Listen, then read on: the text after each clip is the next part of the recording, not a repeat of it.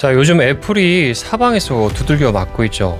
애플 이러다 망하는 거 아니야? 그 지경이 되면 이 애플페이 카드빚도 어떻게 좀 안 될까요? 자, 애플이 흔들리면 무슨 일이 일어날지, 누가 책임을 지는지 지금부터 이 돈의 흐름과 법적 책임까지 확인시켜 드릴게요. 자, 한때 부품업체들 앱 주문 한번 받아보겠다 줄을 섰었죠. 그런데 지금 분위기가 완전히 달라졌습니다. 이 AI 기업들이 반도체에 훨씬 큰 돈을 쓰기 시작하면서 이 생산 라인의 주인공이 스마트폰에서 AI로 바뀌고 있죠. 자, 애플도 이제는 우리가 이렇게 많이 주는데 많이 사는 물건 안 줍니까? 이 말을 해야 될 처지가 됐는데, 그렇다고 해서 뭐 애플이 당장 망하고 있다, 그런 뜻은 아닙니다. 최근에 실적을 보면 오히려 정반대예요. 애플은 2026년 회계연도 3분기에 약 1094억 달러 매출을 올렸고 전년보다 16% 넘게 늘었습니다. 자, 아이폰 같은 경우에는 매출이 543억 달러, 서비스 매출도 307억 달러를 기록했습니다. 자, 실적은 좋은데 주가는 왜 이렇게 흔들렸을까? 시장은 지금 이 돈을 잘 버는 것보다 앞으로 필요한 이 반도체를 제때 확보할 수 있는지, AI 시대에도 높은 이익률을 지킬 수 있는지를 보기 때문에 여기서 사람들이 놓친 한 가지가 나오죠. 애플의 제품이 안 팔리는 게 아닙니다. 공급업체를 마음대로 움직이던 그 절대적인 협상력이 약해졌다는 얘기죠. C가 애플의 뒤통수를 쳤다? 아닙니다. 재미있는 표현이지만 확인된 사실은 아니고요. TSMC 입장에서는 이제 제한된 생산 라인을 누구한테 배정을 해야 되는데 더 많은 돈을 벌 수 있는지 그걸 계산하겠죠. 왜? 사업을 해야 되니까. 애플의 이 스마트폰용 칩이랑 엔비디아의 AI 칩이 경쟁을 한다면 당연히 가격이 높고 수요도 폭발하는 AI 고객을 우선할 수밖에 없는 그런 이유가 생깁니다.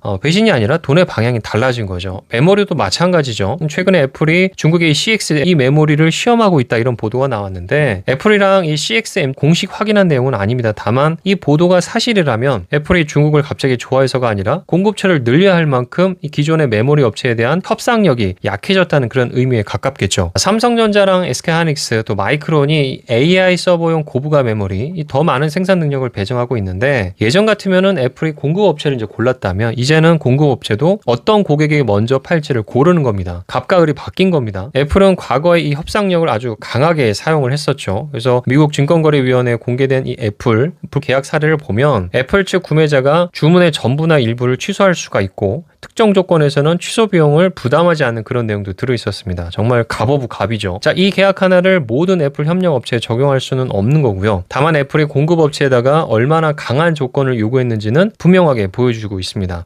사파이어 소재 업체, 이 GT 어드밴스드 테크놀로지, 이게 굉장히 유명한 사례죠. 2014년 애플은 이 회사에 5억 7,800만 달러를 4차례 나눠서 이제 선지급하기로 했는데, 아이폰에서 사용할 그 사파이어 글래스, 이걸 이제 대량 생산해라, 그런 조건이었습니다. 자, 그런데 GT는 그 기술 수준이랑 또 생산 목표를 충족하지 못했어요. 결국 애플은 마지막에 1억 3,900만 달러 지급 중단을 했고, 이미 지급한 돈 가운데서 3억 달러 이상을 조기에 회수할 수 있는 그런 권리를 갖게 됩니다. 결국 GT는 2014년에 파산보호 신청을 했어요. 돈이 얼마입니까? 그죠? 그걸 맞출 수가 없는 거죠. 그렇다고 애플이 멀쩡한 회사를 파산시켰다, 이렇게만 말할 수는 없는 노릇이고, 어쨌든 미국 증권거래위원회 조사에 따르면 GT 경영진도 생산 능력이랑 재무 상태를 투자자에게 제대로 알리지 않았습니다. 애플의 강한 계약 조건, 또 GT의 무리한 설비 투자, 경영진의 어떤 공시 문제가 한꺼번에 이제 묶여서 터진 사건이었죠. 자, 여기서 20년 동안 기업을 심사했던 금융인의 눈으로 한 말씀 드리자면, 큰 계약이 반드시 좋은 계약은 아닙니다. 네, 그 주문을 받기 위해서 얼마를 빌려야 되는지, 또 설비에 얼마를 묻어야 되는지, 투입비용은 얼마나 들어가는지, 또 주문이 취소가 되면 그 제품을 다른 고객에게 팔 수 있는 여부는 있는지, 이런 것들을 다 확인을 해야 되겠죠. 매출이 1조 원짜리 계약이라도 한 고객에게 매출이 집중이 되고 취소 위험을 전부 떠안는 그런 구조라면은 기업을 살리는 계약이 아니라 어쩌면 무너뜨리는 계약이 될 수도 있어요. 그런데 지금은 상황이 완전히 바뀌었죠. AI 기업들이 더 높은 가격을 제시하고 생산라인을 더 먼저 가져가면서 애플이 이제 공급업체를 고르는 그런 시대에서 공급업체가 오히려 고객을 고르는 그런 시대로 조금씩 이동하고 있습니다. 그러니까 최태원 회장이 굉장히 다리 꼬고 여유 있게 손깍질하면서 팔지 마세요, 이런 얘기할 수 있는 근거가 되는 겁니다. 어쨌든 그만큼 자기네들이 우월적 지위를 갖고 있다는 얘기겠죠. 자, 그럼 이게 우리 돈과 무슨 관계가 있는가? 애플의 진짜 힘은 사실은 아이폰 판매량에만 있지는 않습니다. 아이폰 많이 쓰고 계시겠지만은 그걸 산 사람이 앱스토어 또 아이클라우드 사용을 하고 있고 애플페이로 결제를 하면서 이 애플 생태계 안에서 계속 머물게 만드는 게, 그게 진정한 힘이죠. 자, 이게 애플 산업의 서비스 사업입니다. 어쨌든 그 중에서 이 애플페이는 금융 A가 작동하는 대표적인 현장이죠. 먼저 이 큰 착각부터 좀 깨드리면, 이 애플페이에 카드를 등록했다고 해서 내 돈을 애플에 맡긴 게 아닙니다. 다들 알고 계시죠? 이게 뭐 10만 원 결제해 본다 그런다면 아이폰은 결제 통로로 이 본인 인증 기능을 제공합니다.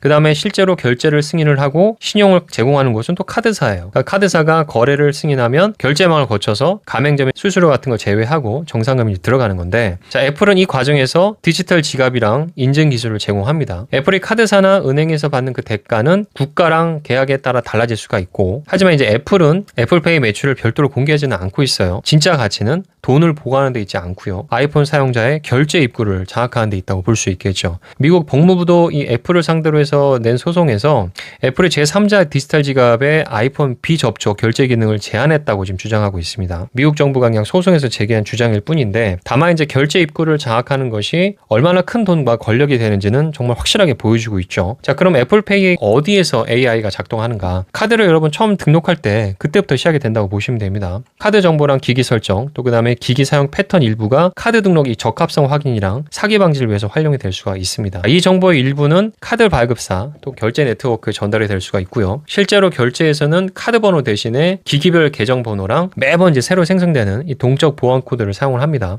토큰화라고 하죠. 자, 실제로 이 카드 번호를 보내는 대신에 해당 결제에 필요한 대체값을 보내는 건데, 그 다음에 카드사랑 이 결제망의 AI 금액이랑 시간, 또 사용 기기랑 결제 장소, 평소와 다른 사용 패턴 뭐 이런 것들을 다양하게 종합적으로 분석해서 이게 정상 거래인지, 비자도 이 토큰 등록 요청이랑 결제에서 이 실시간 위험 점수를 부여하는 AI 시스템을 운영하고 있죠. 자, 그러니까 애플페이는 애플 혼자서 결제를 결정하는 구조가 아닙니다. 아이폰의 인증 기술, 또 카드사의 승인 시스템, 또 결제망의 토큰 기술, 또 AI 부정거래 탐지 이런 것들이 동시에 이제 돌아가는 구조가 되는데, 자, 여기서 또 많은 사람들이 착각하는 게 또 하나가 있습니다. 애플이 내가 어디서 무엇을 샀는지 전부 모아서 평가하는 거 아닙니까?